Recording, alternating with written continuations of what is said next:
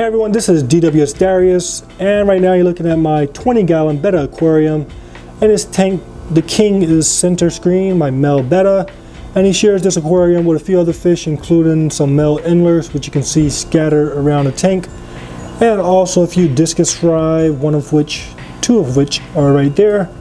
But yeah, the main star of the tank is my male Betta, and he rules this tank with an iron fist. So today I just want to give you guys a look at this fish, and I was watching this tank and I was just making some comparisons between this fish and another fish that's very common in the hobby, the flowerhorn cichlid.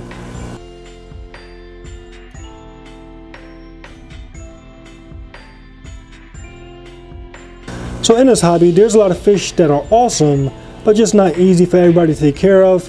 For example, I've always wanted stingrays, but stingrays, they get really big, they cost a lot of money, and they have stingers that could kill people, and I just didn't want to take that risk, me being a clumsy person.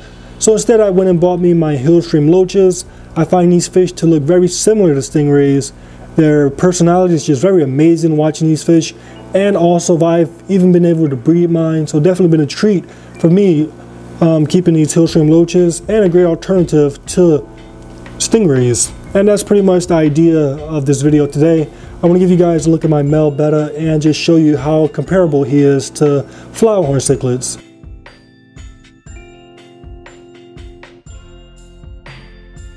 Okay, so first off, what would make keeping a flowerhorn difficult for me or anyone else? Firstly, flowerhorns, they get pretty big, and their size varies depending on their genes. Some could reach 6 inches while others could reach 12, so a very wide size range. Now, you know with me, I keep a lot of aquariums, but even though I have a lot of tanks, that doesn't mean I have space inside of my aquariums. And the second reason why I don't keep a flowerhorn or can't keep a flowerhorn is because of their aggression. I love keeping community aquariums, I love mixing fish, and flowerhorns are known for being intolerable of tank mates. And that's the main reason why I don't have a flowerhorn, and that's probably the main reason why some other people don't have flowerhorns, because of their aggression and because of their size. So today I want to give you guys a look at my male Betta, who is having that flowerhorn effect in my fish room. So the first thing that I think is similar to a flowerhorn in a Betta is their appearance. Now we all know flowerhorns are just very beautiful fish, coming in a wide range of colors and appearances. They have a very bulky shape to them. You know, their nuchal humps are very nice and big. And again, with all the colors and everything, flowerhorns are definitely some well-decorated fish. But definitely the Betta is on the same level. Bettas could come in just about any color imaginable. Along with that, they have a nice unique shape depending on which fish.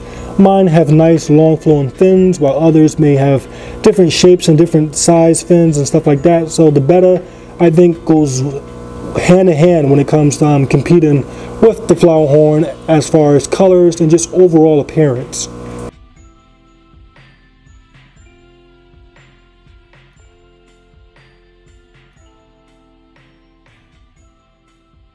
The next reason why people love flowerhorns is because of their personality.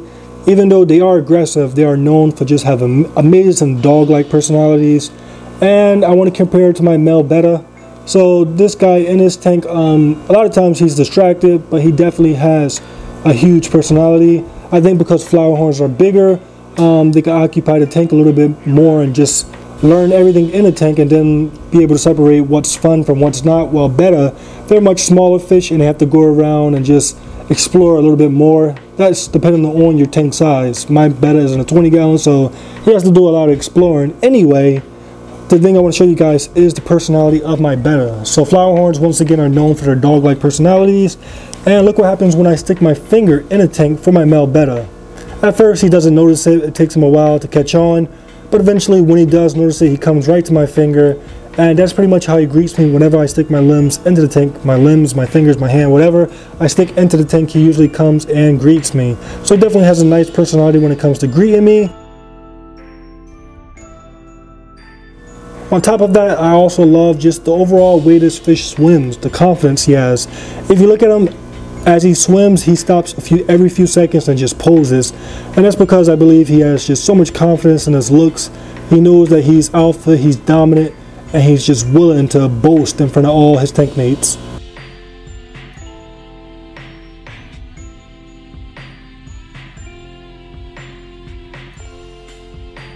Now I got one more comparison between the Betta and a Flowerhorn, and that's with the females. So above I have in my 55-gallon aquarium my female Betta, and she's definitely a gorgeous fish. And that's the same thing with Flowerhorns. With Flowerhorns, if you get a male, they look awesome. If you get a female, they still look awesome. Of course, the males look a little better, but the females don't look bad. And that's definitely the case with the Betta. My male, he's amazing, but my female, she looks just as good. So that's another comparison I have between the Betta and the Flowerhorn. You could get a win-win whether you have a male or a female. So what makes keeping a Betta more convenient than keeping a Flowerhorn? The first thing is definitely their size. Flowerhorns can range in size, and they definitely need large aquariums, probably 75 gallons or larger, while Betta are smaller fish ranging from like 3 to 4 inches, and that's including the length of their fins.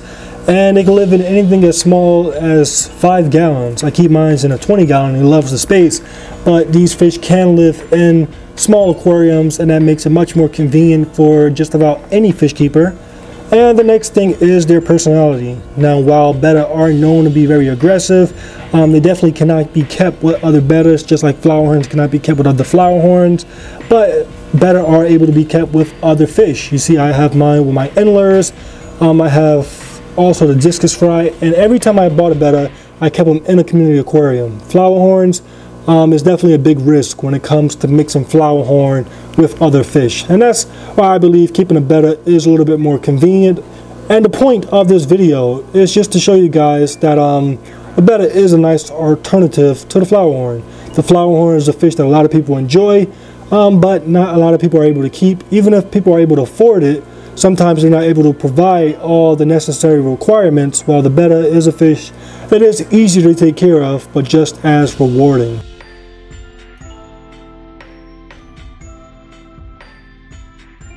Now, of course, each fish has their own difference. They have their own unique values. Flowerhorns have features that you'll never find in a Betta, while Betta has features that you'll never find in a Flowerhorn. But this is just a thought that I had as I was watching this aquarium. I've wanted the Flowerhorn for the longest. Now, this is just a little idea, but eventually when I get my 8-foot aquarium with my large peacock bass, I do plan on trying to add a Flowerhorn to that tank because it's going to be so big. But for now, I can't find any space in my fish room for a Flowerhorn, but I get the same personality and just the reward and benefits from this little guy right here, my male Betta. So anyway, let me know what you guys think about this topic. If you like it, hit a thumbs up. If you didn't like it, feel free to hit a thumbs down and express your opinions in the comment section below.